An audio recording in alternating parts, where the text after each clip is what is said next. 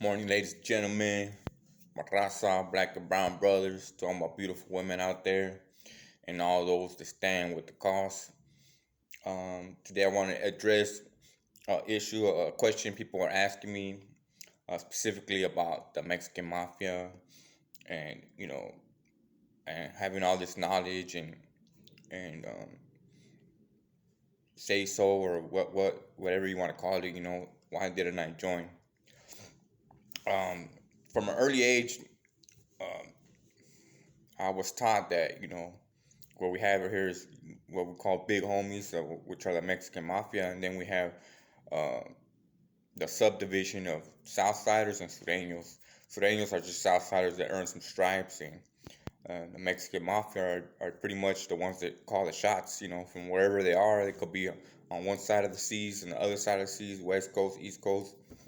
Regardless, they're the ones that make all the money. They're the ones that call all the shots, whether anyone else likes it or not.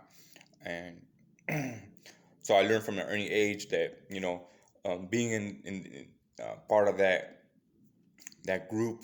I want to say gang, because it is a gang. They own the gang, but they separate themselves from the rest. And being a part of that, if you're not savvy with your skills, your your gift of gab, if you don't understand, uh, how to read between the lines when you're making a deal or you're making a commitment to somebody. you know uh, it could be something simple as I give you something, and when you're in dire need, and I say, hey, you owe me something for that. Don't forget it. And if you say yes, you practically have signed your life away, because you didn't understand how to speak. So a lot of the way they get around this, a lot of the youngsters, they get caught up in this power struggle, the power game, where they want to be cool, and they're living the life on the streets, and they're going to war, uh, they're killing other people, killing their own homies, killing people they don't know. And as they get older, and say they get validated, they get shot to the back, and they realize later that this was all just a game.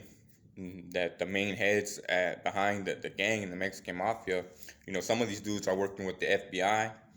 Um, and so, which amounts to, I'm working for I'm a youngster, I put in all this work. I come to find out that, my leadership is working for the FBI. Then the whole time, I've been fighting for the exact opposite of what I believe in. And but that's how they get you. You're young, we all living together. We might be part of the same game, but I might be a little bit older and not got caught up, and was able to reach a point in my life where I understood that we're living a double life here. And I'm trying to survive, but I'm also not trying to sell my soul to the man.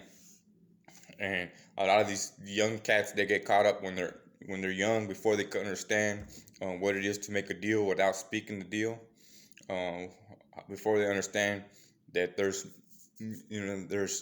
more to the words that are spoken. And by this time, they get put in the back in the whole solitary confinement, and and they get forgotten. Nobody cares about them. Nobody does anything for them. They're in the same spot they were before, broke. Uh, you know, they can't get families because they're up north. They can't get no family visits. They don't hardly get no visits. They're all by themselves, and they've been pushed aside by pretty much the rest of society, because you forgot about your family, and you sold your soul to these people that, in reality, um, they didn't care about you. They just cared about putting money in their pockets, and and holding on to supreme control over everyone. Um, and when I say everyone, I mean everyone, because on the main line, you know, the Southerners, pretty much run the program. When you come out of lockdown, people part the seas to let us walk through. And but reality, it's the foot soldiers that they're scared of. But we've committed to these leadership, because obviously we need leadership. But when it comes from the wrong hands or from the wrong men, um, they're using our power, our skills, uh, you know, our boots on the ground to control other people, and a lot of these youngsters, they get life, they die, their families never get to see them again. And so, you know, uh, that's why I never joined any clique or any group, because I felt that my duties were best to serve the people, and you know, I showed that I could do that by leading many groups, many strikes, many struggles against the opposition, which to me was always the man, Uncle Sam, motherfucking, or Uncle Tom, any kind of sellouts, whether you're black or brown, um, whatever color you may be,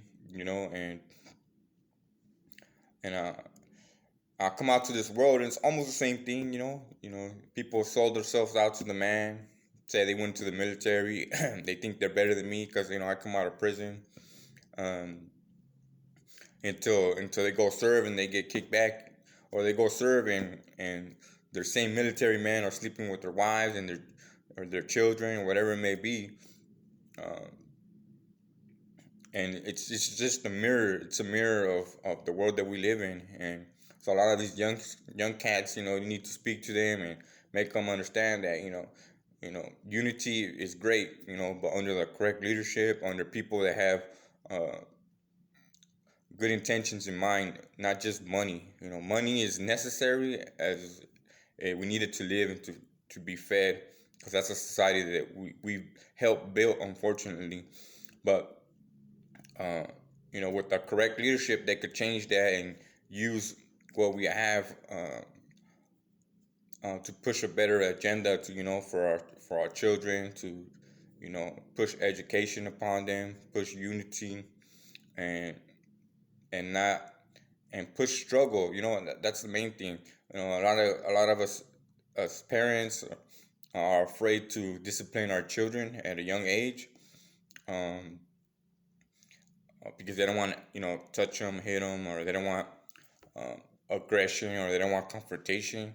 But that's wrong, because then what you're showing your kid, your son, in the future is not to fight for what they believe in, and to be scared of anybody that tells them they're doing something wrong. And there's a lot of people out there, they're going to tell you you're doing something wrong when in reality you're not. You're just taking a stand for what you believe in. And so that's got to change. But yeah, that's the reason I never joined any gang or never any specific group. I always believed um, in the Creator, the Son. He's our one and only God, as He shines lights upon all of us. And I stick with that to the end of time. And although other people may have different beliefs, my belief doesn't impose upon yours, and I won't impose upon your beliefs either. But I stand firm in what I believe in, that the sun feeds us all. And yeah, I just wanted to explain that a little bit. And any questions, feel free to ask. Thank you for your time.